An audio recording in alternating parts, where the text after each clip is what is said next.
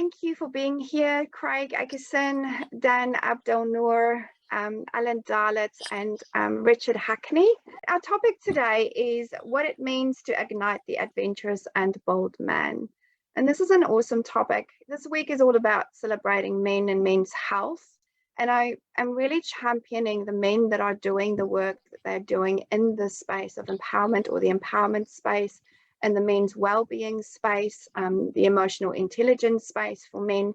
So I thought it's a great idea to get these men on today and share their stories and their experiences and the work that they are doing here to help our men. Because I have 2 teenage boys, and it's about really helping them navigate the struggles, all the things that they're going through, and really creating a foundation for our young people, as well as the men, that are around at the moment, that are awakening, that is stepping into a deeper awareness of who they are. And so, yeah, thank you so much for being here, guys. Welcome. Thank you. So, Craig, you're at the top of my screen. I'm going to start with you. Please tell us where you're from and why is this topic so important to you, and a little bit about what you do as well. Currently located probably about 30 minutes south side of Brisbane, Queensland, Australia. And why this is important to me is I've had a life where I've pretty much had to do things myself as well. So what I wanted to share in general, when we get into the topics of the conversation, is how individuals can find their own way within the realms of what's safe within themselves, and taking those small little steps to step up into a greater level of frequency, or what we call spiritual enlightenment. We don't need to use the terms or the labels. It can be as simple as doing one thing a little bit better today than we did yesterday. So important. Just one step at a time. Hey, thank you for sharing that. And Dan, please tell us where you're from and why is this topic so important? What do you do? A little bit about what you do. Sure. So I'm half an hour west of Auckland, on the west coast of there by the beach.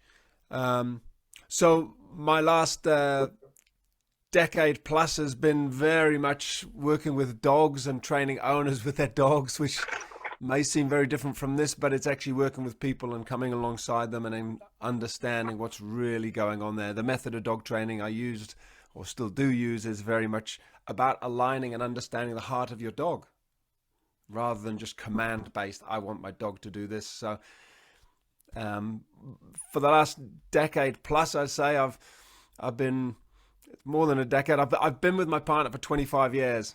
So the roller coaster ride of my wife and I working through, and came to a crunch about probably 4 years ago now, and I went away to do my inner work and came back a different man, and just really want to share. I wished I'd figured it out 20 years previously about, I guess the big thing for me and what I'm sharing in the men's work that I do, whether it's in men's circles or one-on-one stuff or in workshops and retreats, is really, I always thought who I was and the being and the personality and the character and my abilities, I thought it was quite fixed. I didn't realize how much I could become.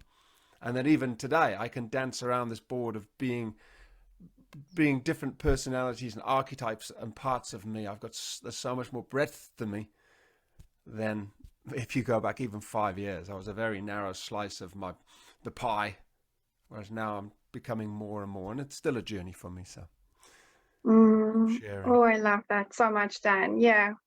And it is about that by honoring all of those parts of you, right? All those creative parts of you, and the fluidity, and sinking deeper into the joys of life, really through that expression of all of the different parts of you, which is so important. Thank you for sharing that. Right, Alan, tell us where you're from and why is this topic so important to you, and a little bit about the work that you do, please. Yeah, absolutely. My name's Alan. I'm here on the Gold Coast, Queensland. And the reason why this work, well, the work that I do specifically, I have a unisex audience. So I work with men and women, and I really help them to clarify why they're here and what they're specifically here to do. And that's so much to do with their purpose, their catalyst for change. That usually starts in their career, or sometimes that can start with them feeling lost after exiting a relationship or whatever their catalyst is. That's usually where I meet them, and then we collectively grow each area of their life from there. NLP background, so neuro-linguistic programming, and really helping them tap into their emotional body as well. So yeah, and the reason why I'm so passionate about this work is because I do this work myself. So being in integrity and congruence with the work that I do, I think is a huge important piece. And then also it's ultimately preparing myself and say the male audience that I work with for the altar, like for their divine relationship. And that must start with them, like know thyself. And so, yeah, it's just such an honor to be able to witness people in their rawest truth and in their deepest sense of vulnerability, and truly just to meet someone there and know that they feel absolutely safe, that they're trusting at the deepest level, that I'm guiding them in that. It's so delicate, it's so sacred. And yeah, I know the power in it just through my own processes, but to then guide somebody else through that same process as well it's an absolute honor. So Yeah, wonderful. And I love that you're saying that you are doing the work, because you're doing the work. Are you able to hold space for that transformation to happen and the unfolding of that to happen, which is so important. And this is often, we're going to go into that today, you know, in the spaces where men are feeling vulnerable and women are feeling vulnerable in any kind of space, community space. You know, how do we hold space for those people? And how do we allow them to feel safe in an environment where, you know, perhaps those people that are guiding us are not necessarily or haven't done the inner work just yet. So we'll talk about that as well at some point. Thank you for sharing that. Richard, please do share where you're from and why this topic is so important to you, and a little bit about what you do, please. Hey there, everyone. Hey, team. Yeah, so Rich here. I'm currently just having a little sneak out of work with my little doggy here. So Doggy Dan would like to see me with my dog, looking after him. And me being here, like in my work time, just really shows what a man has to do. We're working all the time, you know, we're full on, we're trying to look after ourselves, our children, our own health, their health. I've got a beautiful family of 5 girls. Currently I was from UK, and I left 17 years ago, just on my own personal journey I just had a calling just to leave at the age of 26. So my passion really about men's work is based around me having the courage to leave my home country by myself and create a whole new life. And every step I take is my decision from here on. There's no pressure of peers, parents, family, you know, friends. So I've literally lived I feel like I've lived my life the past 17 years, whether it be a mistake or good things I've created. And my challenges have all been, you know, overcome by myself and also created by myself. So 2 of my own children, 3 from my current partner. So we've got 5 beautiful girls, and we've got 1 on the way at Christmas. Ooh, congratulations. I just love adding the challenges, you know, and I'm 46 now. So it's just like no excuse. I feel that another baby is just going to give me even more purpose to do what I enjoy doing, you know. So it's not like an admin. For me, it's like, right, let's really show these men at 46 we can still be fit and healthy mentally, physically, emotionally. You know, I came from a very good childhood, but that doesn't mean I had a very good teenage. You know, a very happy childhood, and then unfortunately by the age of 21, I was in an incident where it was a violent offence, and I actually got imprisoned for a 2.5-year sentence at the age of 19. And yeah, this is a huge turning point for me. Actually, it was an absolute blessing. Now I look at it the way I've transformed it as a complete blessing. But yeah, at the age of 19, I actually tried to defend a girl, and it turned out that I overreacted apparently, and so that was me in prison at 19. I'd been working all, from the day I left school. I was a good kid, but wrong time, wrong place, but right time. Actually, I look back, my life's transformed from then. I realized that the friends that as teenagers, your life revolves around your friends, and I just realized, wow, I only have one friend, and it was my partner who used to message me and my parents. So massive turning point for me. And then I came out and I turned my violence into profession. I became a professional boxer, professional kickboxer. And then I got to the point where I was so confident in my own being that I left the country. So, the farmer's story, some things are good, they're bad, but it's how you look at it. Wow. That's quite a journey, Richard. It's quite a journey, and we all have a journey, right? And I love that there are these catalysts for change in our life, right? Like what Alan said as well, the catalyst for change. And Richard, that was certainly a catalyst for change for you. Dan, you talked about, 4 years ago, having to go on your own journey and being able to then come back with your wife in divine sacred union and being able to do the work that you're doing here now. And I feel like men are so, especially looking at my younger boys and my husband as well, men do not want to feel, right? You've been conditioned to not feel and to not allow yourself to express yourself. So what can you say to men that's out there that's really stuck in the old ways, of what men should be like? What can you give them, or wisdom can you give them around that from your own experiences as such? Are we just firing ahead? Yeah, go for it. Whatever comes up for you. Yeah, I mean, like for me, guys, I'll just speak first. You are completely responsible. Like you are completely responsible for your state, for, you might have had past problems and issues and challenges and could be traumatic, but you are completely responsible. And, and from your state changes from simple showers in the morning, cold showers to, and this is what I live this, I live a 20-minute practice every day. I do it every day, no matter what. My mother just died a few months ago. I had no energy. I had COVID whilst I was in UK. I had to rush to UK, see my mother, hold her hand while she died. I got COVID. I had nothing, but all I could do, was just do my cold showers. I couldn't even do a workout, but I thought, if I've got my one discipline and my breath work, then I'm responsible for how I cope with this grieving. And I'm still in it now, but I still continue with my process and my practices.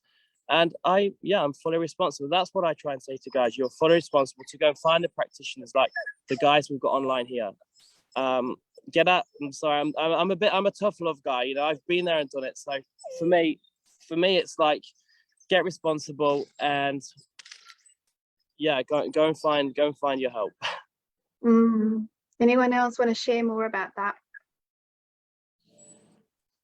Yeah, I'd love to touch on ownership, touching on what Richard just shared, like taking radical responsibility, but then being ready and open to absolutely own all parts of the journey and realize that they're a part of why they're here on this planet. And that might seem a little bit vague or a bit crazy to think about if the individual's in that position right now. However, it's perfectly there for a reason. It's there to show something about them that they get to love on.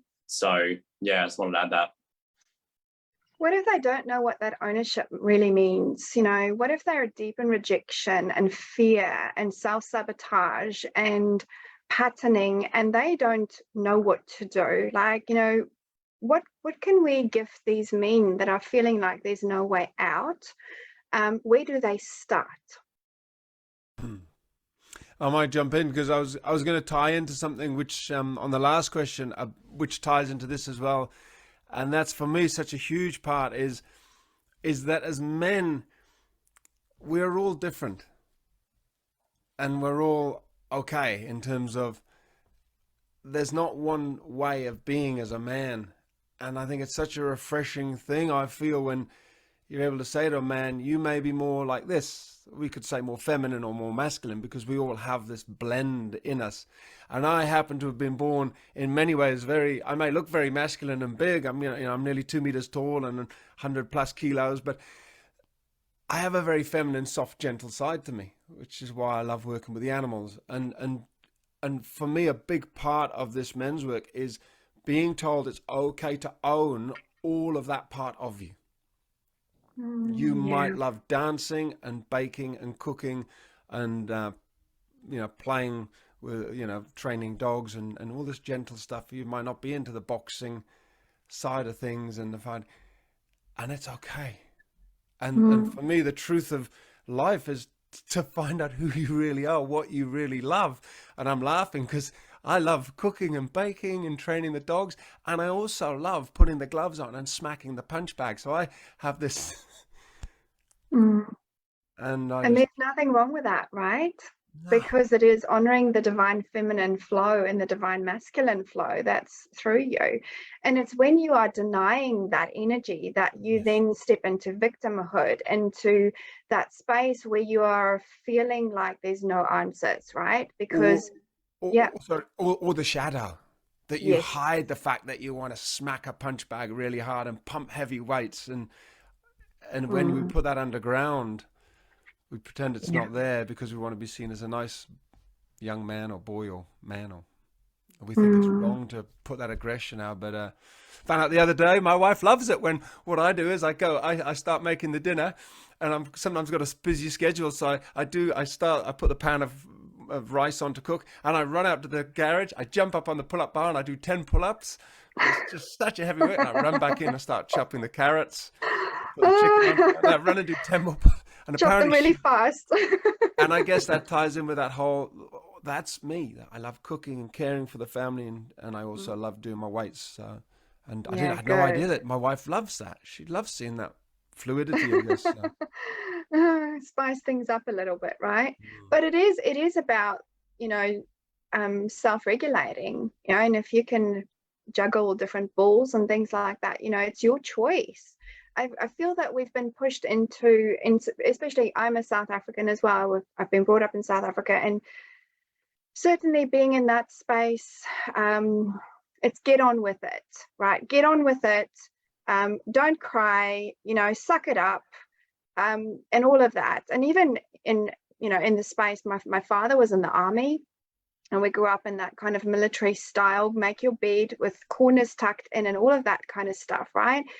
And I saw how my very sensitive, very tuned in brother struggled with that.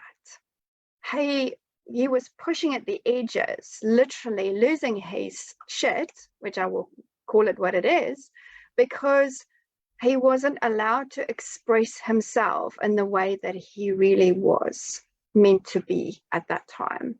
And he went on a journey of finding himself, and this is the journey that we have to go on, each of us, of finding ourselves and celebrating who we are becoming. Yeah. Craig, do you have anything to say? Yeah, that's like divine timing for me to chime in with. I'll just first of all want to echo everything that everyone else has said. Perfect words. And from the military perspective, we have this saying, have a teaspoon of cement and harden the F up. So Yeah. this is where I want to come into the perspective of, the conditioning that we've been brought about to believe.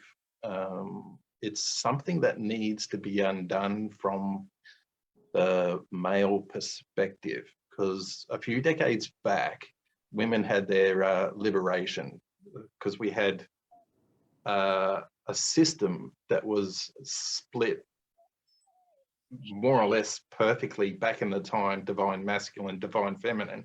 And if you were masculine, you were trained to be divine masculine. If you're feminine, you were trained to be divine feminine.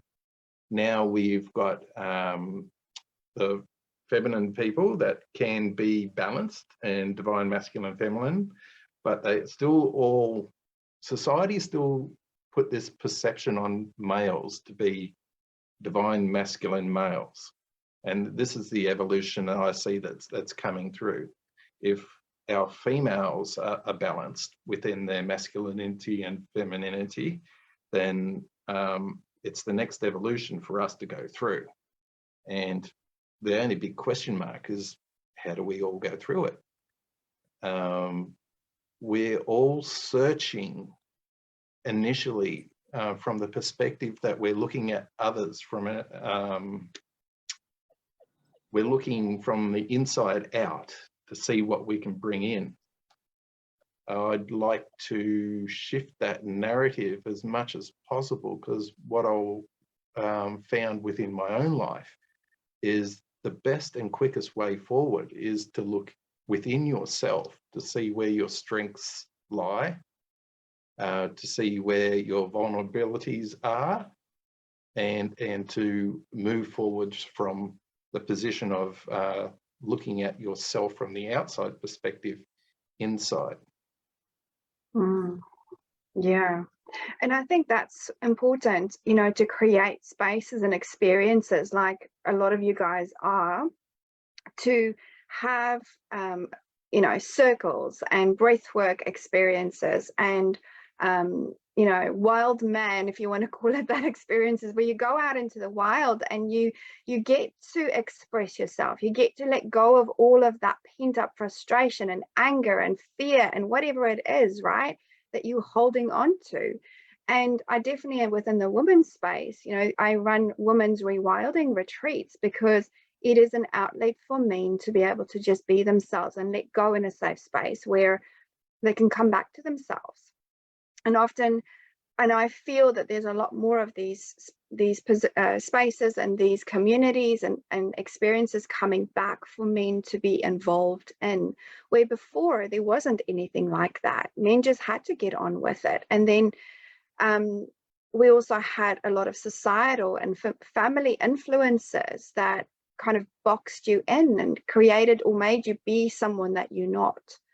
So I applaud and I celebrate the spaces that you create for men to be able to transform and expand on the external so that there is more space for the internal. And then there's that rebalancing of the divine masculine and feminine energies, because when there's space, we can bring more in of what's ready to come through us in a much more powerful way. So anyone want to speak into that?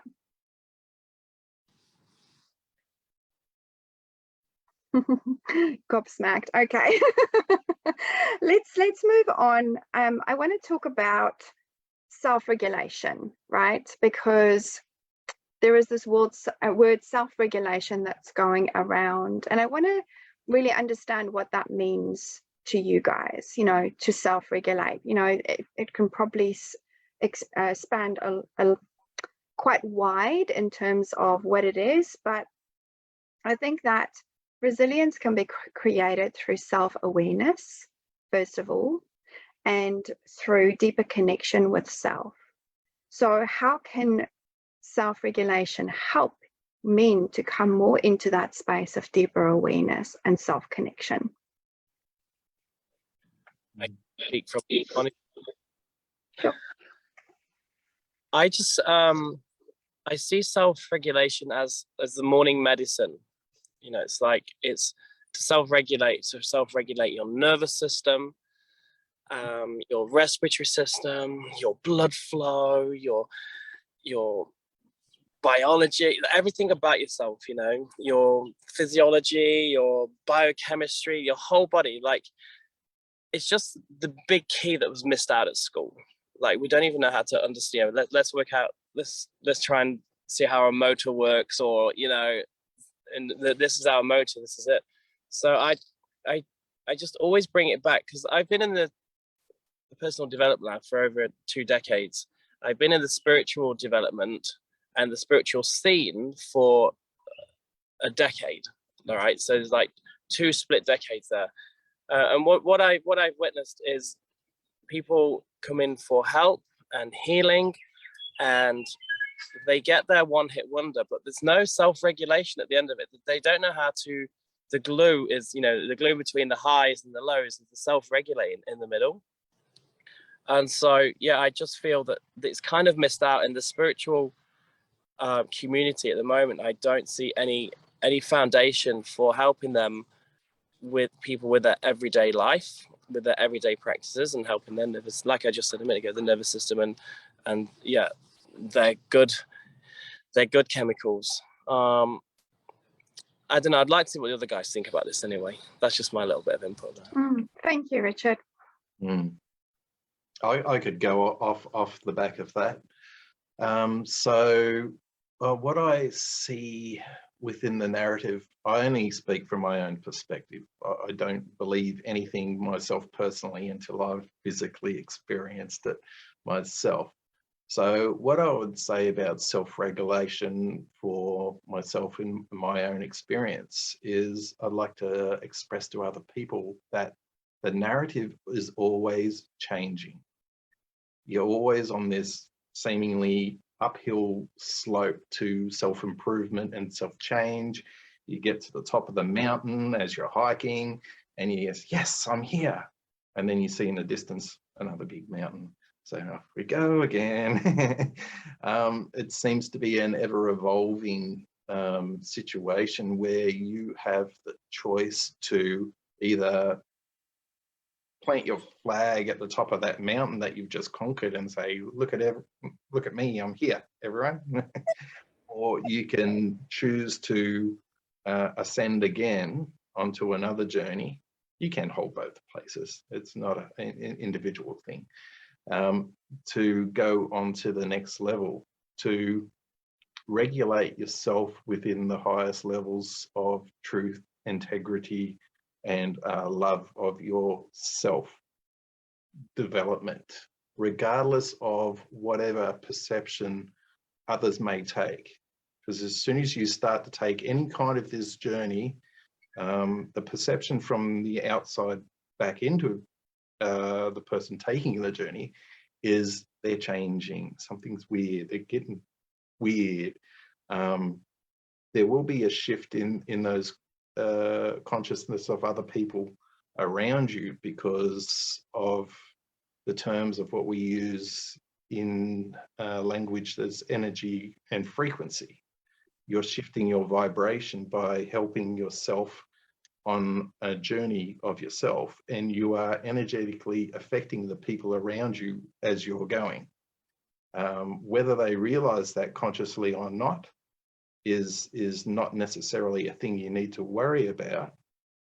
Life will just happen, but it's about the wanting to self-regulate towards truth and integrity. Yeah, very, very powerful. Thank you for sharing, Craig. Anyone else? Alan, do you want to speak into this?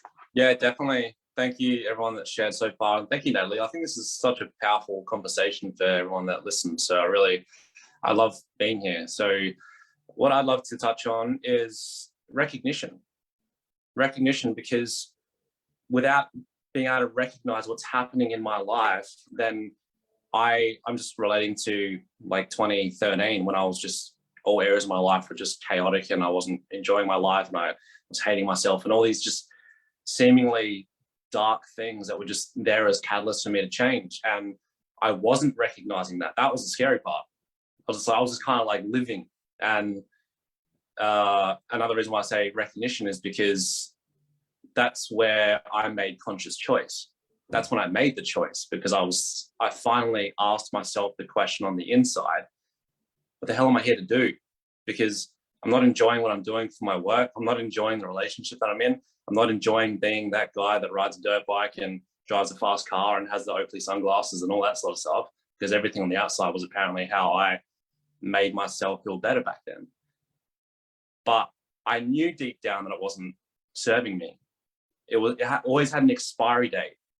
And it just got to a point where it was just I was just waking up later and later and later to get to work, and I would just hit the snooze button. I knew exactly what time I needed to be in the car to go, and it was just getting later and later and later. And then I would literally be driving past my boss to the work site, and that shook me, and that really woke me up. Like, damn, like something's really not right. And that's what I mean, like finally recognizing that. Or another way of saying it is like, when does the pain get bad enough that I actually want the care factor to actually look at my life? And that, for me, that's where I started my personal training journey, because I looked at myself, and at that time is when I asked myself the question, damn, Alan, what am I here to do? First, literally, when I asked myself the question on the inside, the first thing that came through, personal trainer.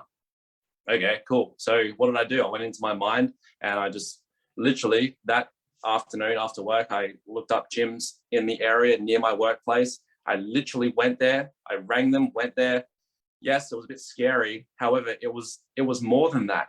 It was like, hang on a minute, this is a little bit different. I feel like I'm now creating my path forward. And rather than kind of just going in or moving in a way that, yeah, I can't even really comprehend at this point in time why I had created my life to that point. I guess in a large way, living unconsciously, or just not living on purpose, or not living in a way that I was making decisions for my greater good. I didn't even know what that meant back then. So Natalie, when you asked that question before about ownership, that hit me. I was like, damn, that's a great one, because that's why this is a beautiful conversation, because I wish that I was listening to something like this in 2013. And yeah, so yeah, yeah. So recognition, the recognition that you can absolutely ask yourself the question on the inside, what am I here to do? Then from there, really self-assessing what that means for you and how that can really benefit the individual moving forward, and whatever comes through, fully trusting that. And that's where my, I guess, regulation started, very much in the mental, physical area, but physiological, psychological response. I got stronger physically, which then I started getting stronger mentally, and then I then felt more courageous to dive into things deeper. So I guess where I'm going with that is potentially, if somebody's listening and watching to this, where they are in that self-sabotage and not taking responsibility and potentially in effect and not aware that they're potentially hurting people around them. It's a brutal thing to say, but taking a look in the mirror and really asking, why am I doing this? And choosing to create that space to understand, if the individual chooses to, why am I doing this, and why am I in my life, why am I not making the decision that would benefit my life to make me and create a more positive feeling? So in effect, what I'm saying is, why am I hurting myself? And that's a question I couldn't answer for a long time. So it's, again, that, as Richard mentioned, that radical responsibility, and everything that everyone shared here is just such a beautiful piece of the puzzle of what we're discussing, because yeah, that recognition, that care factor, and just it gave me something. It gave me a direction, it gave me a focal point, because I didn't have one. And well, I did. However, the materialistic items expired every single time. And to be quite honest, it just got very old very fast. So I guess on a deeper level, what I'm saying is I was searching for something that had more meaning. I was searching for something that gave me more of a feeling. Hilltop Hoods did a song called Chase That Feeling. I loved that song. I couldn't figure out why. Unconsciously, that's what I started doing. I started listening to my own intuition. I started listening to my own heart for the first time. Like, it was so painful in my workplace that, and when I say painful, it's like I was just showing up in the shittest attitude every day. And I couldn't even, like, I was just oblivious to it. And I couldn't work out why my boss was just like starting to get more and more and more grumpy. And that's what I mean. Like, that catalyst was just like, how the hell did I not see this in myself? And yeah, I'm so grateful that whatever that be, God, universe, high self, whatever that is, I finally listened. So where I'm going with that is listening, finally listening to myself, being a listener. And that was the catalyst. That was my catalyst. It was so painful in every single area of my life, but in career specifically. All right, Alan, what are we here to do? I listened to myself for the first time, and nobody taught me that. And that's, I guess, where role modeling is a very important thing in any area. It could be sport, it could be like any kind of physical discipline, it could be spiritual, it could be mental, emotional, like whatever the male is, whatever that man is truly resonating with, I encourage you like you would not believe. Like, and as Dan mentioned as well, every man's different. You know, how they perceive the world and all this sort of stuff. That's a beautiful thing, because I'm not into soccer. I couldn't care about soccer, but I care about spiritual growth and development and purpose and me. And so, yeah, by all means, whoever your role model is, whoever is in your mind's eye right now, even if you are watching and or listening to this, I support and encourage you with that 100%. So I just wanted to add that there. Powerful, very, very powerful conversation there. Thank you for sharing that, Alan. And I want to add, because this is why our topic is about this today, right? The bold, the brave, taking those bold steps, even if you're feeling the fear and still doing it, even when you are in that space of, I don't know which direction I'm meant to go here, but I'm just going to go in a direction, because that's better than being in a cocoon of, that space where it's a really dark space to be. And unfortunately, we have lost some really good men and friends being in this really dark space and not being able to self-regulate, not being able to allow themselves that out, or taking that step to be able to self-regulate and move into, I suppose, more love for themselves as well, really opening the chambers of the heart and feeling and letting the stuff that's ready to come out flow through you. You can't, as a human being, you are here to feel, to experience, to be in this life, all of you. And if you shut down, how do you move forward? And I feel this is, one size definitely doesn't fit all. And this is what society has made men to be, is like, you have to be this way to be in this world. It doesn't work like that anymore. Go for it, Dan. I was going to jump in, and I thought you'd finished. Sorry. So I was going to say about self-regulating. For me, it is almost that the self-regulating is kind of the realization that I can change, and I can. There's people out there who can help me sort my own stuff out and become a better man, and other men are helping me that, and women are helping me be that. But the self-regulating is when I'm not having to go externally to find it. It's in me. I can do it. But I didn't know half of this stuff, and so much of it is so simple. So the self-regulating is becoming somebody who I can make my own life better and my own relationships with others better. And when you talk about the chambers of the heart, kind of to summarize what I'm trying to share here is we can make our own lives so much better. And so one thing that happened this morning was my wife Jenny was in the kitchen, obviously a bit busy, and I was just getting a bit frustrated, and the old me would have just said something and my heart would have closed. And just the ability to self-regulate and stop and say nothing and breathe a few breaths and move away and my heart opened, and I thought, I love my wife. I love her. And I didn't actually need to do anything. I just had to love. And I realized I was self-regulating this relationship, and I was like, I got this. We got this. And it kind of disappeared. There was nothing needed to be done. And it was like, wow. Hey guys, I was talking here as Craig, Alan, as Dan, as you're all talking, I've just got books going through my mind. All the books I've read to which reflect to each and every one of what you're all saying. It's just like, oh, that's that book, that's that book, that's that book. That's self-education. Even like being self-responsible to read and re-educate yourselves after school, So I know that I just thought I'd share that with you guys.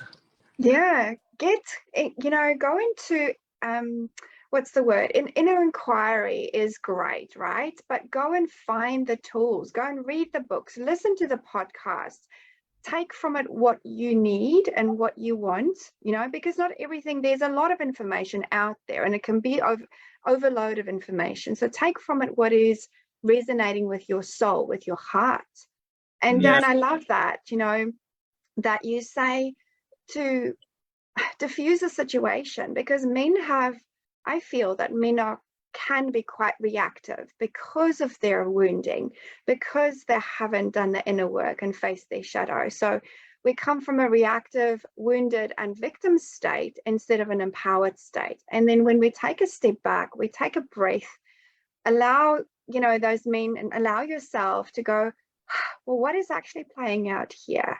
You know, and then it just dissolves and you think, oh, well, what did I worry about?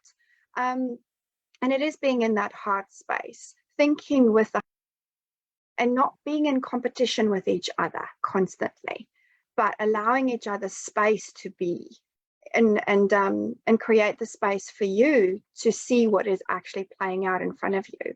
So it's so important. Thanks, Richard, for sharing that. Perhaps you can share some of the book titles that's coming up for you in the comments later as well. That would be really helpful.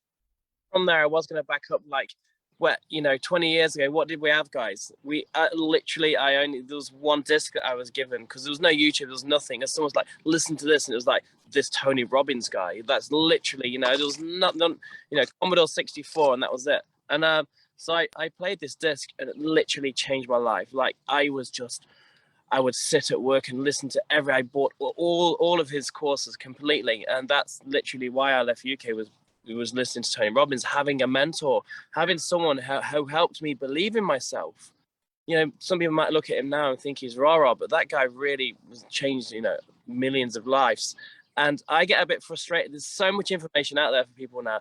It must be so frustrating. Like, what do I choose? And I'm trying this, and they go on little fads, you know, they have little challenges, but there's no foundations for what they're doing, is there? And that's why I think these men's groups that we're creating, us guys here right now, is creating a place they can go to, people they can trust. Oh, this is working because Alan, Dan, and Craig have actually got some kind of consistency in their happiness, you know, their foundations, and they seem grounded. And I want to do what they're doing, you know, because these are real men doing the real work, you know. So yeah, I feel a bit frustrated for all the information that's out there, and people just flick onto these YouTubes and fads and stuff. But that's why I'm really passionate. What I'm so frustrated about now, I don't know about you guys, but man, I wish we could put adverts on the TV. I never watch TV myself, but on the radio, like, the nearest thing I can get to is my next vehicle is going to have like signage all over it. Like, it's the only way. How else can we get it out there that we're creating this platform for men, you know? And it's not like in a way that we need certification or you know, qualifications. In a way, we don't need qualifications to take men away for a weekend, to change their state, to jump in some cold water, to take through some basic breath work. It's actually life experiences all we need to take men away, to show them a state change, to give them a different avenue. There's a lot of shiny certifications floating around at the minute. It's quite worrying for people like 20 years old with a certificate, and they're trying to like teach men who've got kids and families how to live a life, and they've not even got kids themselves. And it's quite, so yeah. And you know, we are our greatest teachers from our experience, that we can teach from our experiences. And each of you, you know, like I wrote on my post, each of you have walked through your inner fires to be able to do what you are doing right now. And it is really, you know, life experience cannot be cultivated or brought together in a weekend course. It just can't happen. But what it can do, it can be the catalyst for change for you. It can be the thing that plants the golden seeds of light that is helping you unearth what it is that you are here to do. And I feel that it is so important for us, especially not to create a community that chases the high constantly. And there's a lot of that going on. You know, we're not here to chase the high constantly. We're not here to go to the next thing and the next thing and the next thing to fix us, right? It's about creating supportive groups and spaces where men can come back to the truth of who they are. Who am I? What am I here to do? You know, how can I be the difference or be the change that I want to see in this world? And so, you know, and it comes back to basic, simplifying. Dan, you said the word so beautifully, simplifying your life, right? coming back to teaching men basic skills, right? You're not alone. Just keep going and finding that sweet spot between the highs and lows. Yeah, absolutely. And we'll definitely have a talk around relationships and divine union and that kind of stuff as well, because I think it's important for men to understand the different energetics that is happening and that's playing out in terms of relationships now, right? Or how we've moved in the last 10 years, especially, and how we can have incredibly beautiful, lovely, pleasurable, amazing relationships, you know, when we truly have a relationship with ourselves. And that's important. Dan, what's your golden nuggets? I'm scratching my nose there. I wasn't putting my hand up, but yes. It's okay. Yeah, my golden nugget would be is reach out to other men. It's similar to what Richard said, but it's really to reach out and realize that there are men doing the work in many places, and you kind of don't know until you go looking. It's like you might not think there's a bowling alley near you, but there actually is. But until you actually start putting the feelers out, you won't find it. But once you tap into the other men who are doing the work, it's such a life changer, because I can only speak from experience, but having met groups of good men and stood with good men and gone, this is like so different from the other groups of men I've grown up with, whether it was in a church or my soccer team where I still play soccer, or whether it's just mates from school. When you find men who are doing the work, and you can become stronger and more vulnerable, and yeah, it's a life changer, especially in that area of relationship with yourself and with another person. So reach out, guys, and chat to Natalie or chat to one of us guys, because we'll be able to point you in the right direction. But there's men's groups out there, and you can't do it alone. So that's the golden nugget. You don't have to do it alone. That's the thing. We are co-creating now, right? We don't have to feel like we have to be strong enough in any way or form. And for women that's listening to this as well, you know, you don't have to be or show up as I'm strong, I don't need anybody anymore. Reach out, okay? There's many different opportunities out there for transformation, for connection, for expansion, for healing that is available right now to people. And it is such a beautiful time to be alive because of this. Craig, anything else from you? Yeah, of course, lots and lots. Like the other talkers, I could go on for hours and hours and hours. We're only just scraping over the surface of things, unfortunately, but we all got to start somewhere. And I would like to say, no one person out there, no matter how good they are, has all the information for anyone's soul. It's like a buffet of spiritual golden nuggets. So it's up to you to take your plate to the buffet and take a little bit of this, a little bit of that, see what resonates, see what fits. And the only way to do that is to just do your little inner searching of what you think resonates with you at a time. What we'll discover along the journey is there are things that like fit your soul instantly. It's like, oh yes, I just needed to know that. And the tricky one that you'll probably experience is there are things that trigger you. There are things, and that's the tricky bit. Something that triggers you might be a lesson to learn within your own self-development and growth. Something that triggers you could be something that just absolutely doesn't resonate. And so you have to sort of put your feelers into what that's about. So if you don't mind, I'll do my shameless self-plug. I have a book coming called Alchemy of the Soul's Journey as my own book. We go into things like that. And I just want to share that experience of myself coming through from an atheist perspective, coming into agnostic, and then recognizing that there is God, spirit, and becoming spiritual. So mine's a physical approach. That's a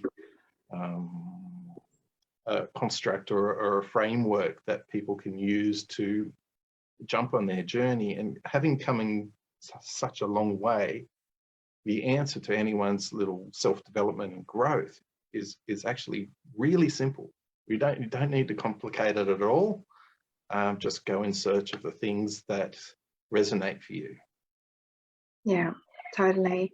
And that is true. We come from various different backgrounds, ethnicities. We come from different cultures, upbringings, whatever it is. And why are we trying to fit into a box? Why are we trying to be a one size fits all if we can live life more fully through expression of ourselves in every different way and form, right? And I feel like each and every single of our experiences have brought us to where we are today.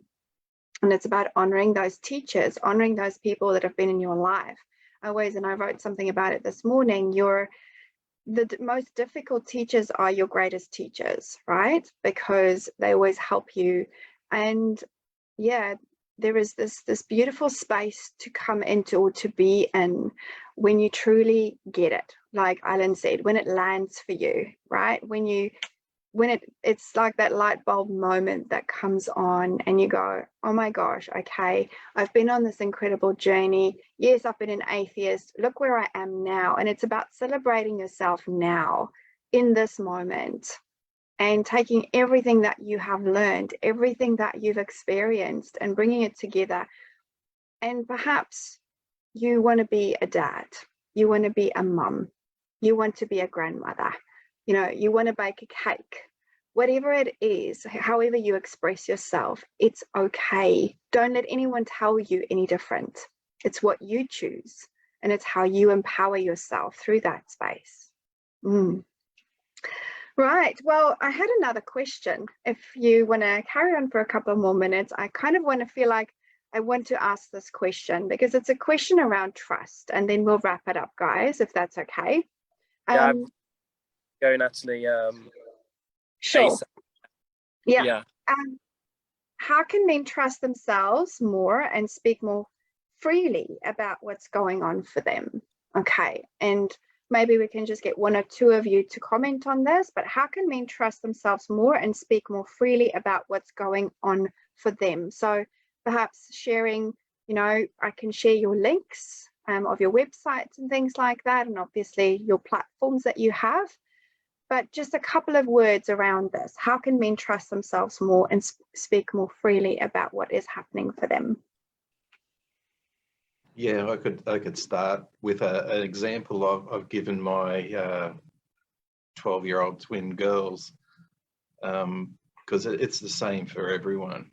One of them was struggling with the idea of popularity and how can I become more popular?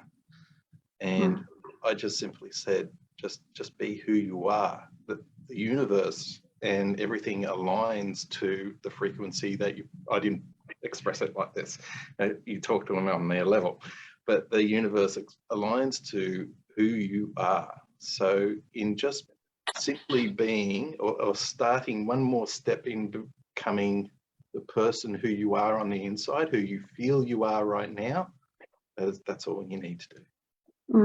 Great, thank you. Richard, do you want to share something before you go? And another dog joined me on the dog park.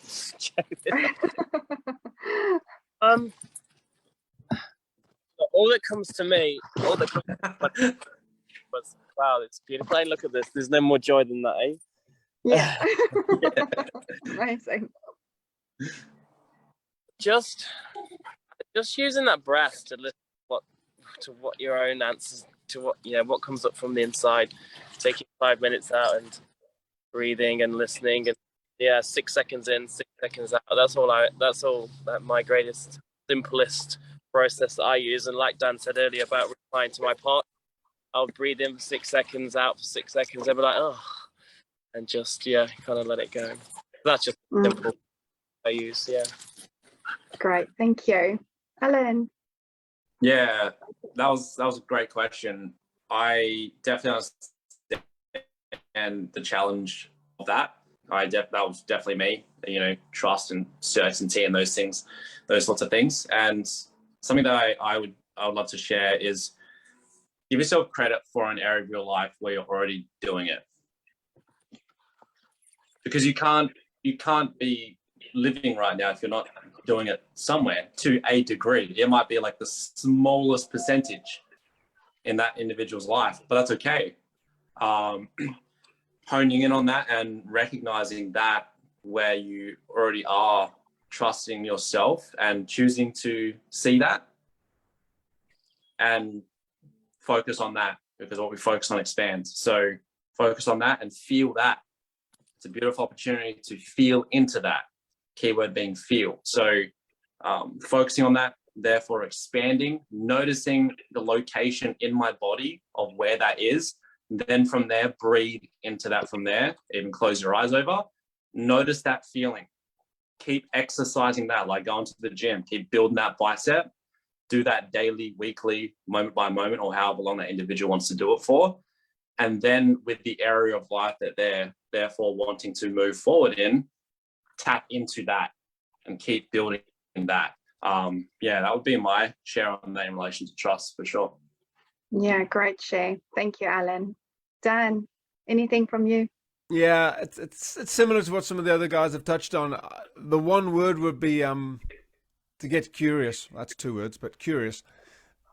So my wife has a saying, which is the body never lies, as in what you're feeling is what your body is feeling. You're feeling that. It doesn't mean it's right or wrong. It's just that's what's going on in your body. So if you're around somebody and they're giving you a headache, trust that.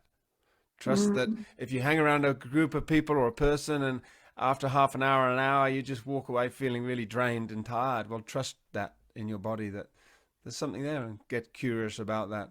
And likewise, you may just enjoy somebody else's company, or there may be somebody who really pisses you off. Get curious about why. It may be something that's they're doing, or it may be something that you need to look at yourself. But curious and then you can start to trust what's going on and what you learn to trust your body, as Alan talked about, and Richard and Craig. Yeah. Wonderful. Thank you, Dan. Yes, I love that word, curiosity. It brings the inner child out, right? So that we can have more joy and experience more fun in life and be in this world as human beings. So thank you so much to each and every single one of you. It's been an incredible conversation, and I'm so happy to have you on here. And I know that some of you are coming back tomorrow, but there is obviously an opportunity to have further discussions around relationships and definitely celebrating our men. You know, women that's listening to this talk, celebrate your men, accept them for where they're at, you know, give them big hugs and allow them to be the person that they can be or that they want to be. And yeah, just I feel like the key thing here is acceptance for every single person in their journey right now. That's the most important thing, and for yourself, obviously. So thank you, guys. I so appreciate your wisdom and your golden nuggets and your stories. And until we speak again, I'll see you very soon.